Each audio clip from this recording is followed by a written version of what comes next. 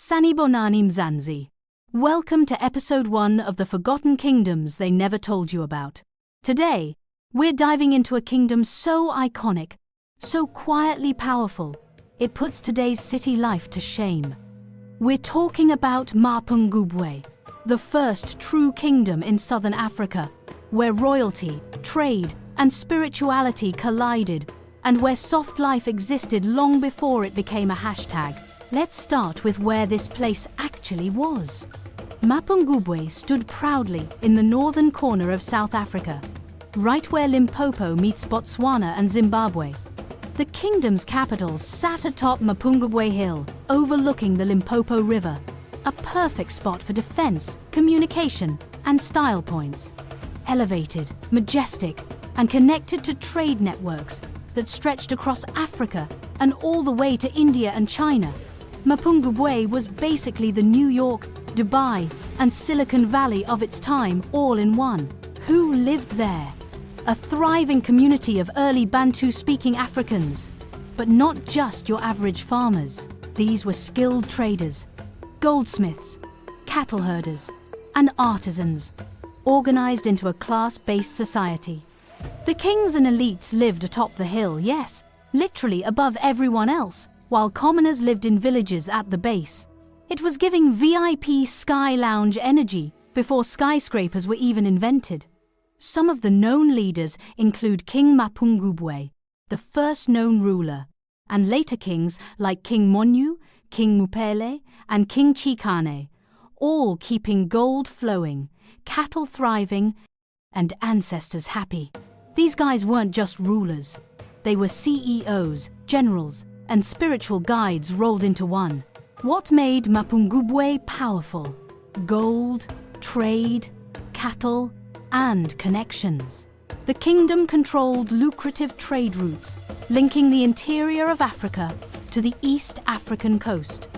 They exported gold, ivory, and other goods, and imported glass beads, ceramics, and exotic items from India and China.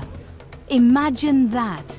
Mzansi kings doing international business while Europe was still trying to figure out plumbing.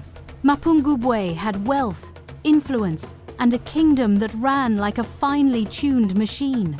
And then there's their biggest flex, the golden rhino. This tiny statue, crafted from sheets of pure gold, wasn't just decoration. It symbolized royal authority, divine protection, and luxury. Alongside the rhino, rulers had gold scepters, ceremonial bowls, and jewelry that said loud and clear, "We don't just survive, we shine." Soft life wasn't invented in Santon, it was perfected on Mapungubwe Hill. The city itself was organized and elegant. Mapungubwe Hill held the royal palace, terraces, ceremonial areas, and stone walls, while the villages below had circular huts, courtyards, cattle kraals, and farmland stretching across the valley. Every part of the city was intentional, showing that African kingdoms didn't just happen, they were carefully designed. And now, bestie, let's get into the legends. Elders say the hill was spiritually protected, only those chosen or pure of heart could safely climb it. Some tales speak of the Golden King, whose aura and wealth were so immense that the ancestors themselves made him shine. The golden rhino may have been crafted in his honor. Other legends tell of a rhino spirit appearing on the hilltop during times of danger, protecting the kingdom. Then there's the story of lost treasure, said to be buried under the hill, guarded by ancestral spirits. And here's the part that really gives me chills: the myth of the disappearing people. Some say that when Mapungubwe declined, the royal line didn't vanish, they simply disappeared. Families, knowledge, and skills supposedly moved north to Great Zimbabwe or scattered across southern Africa, blending into new communities. That's why some Venda, Tswana, Shona, and Sotho traditions carry echoes of Mapungubwe. People vanished, but the spirit and culture of the kingdom lived on, hidden in plain sight. So what actually happened to the kingdom? Around the 13th century, climate change hit hard.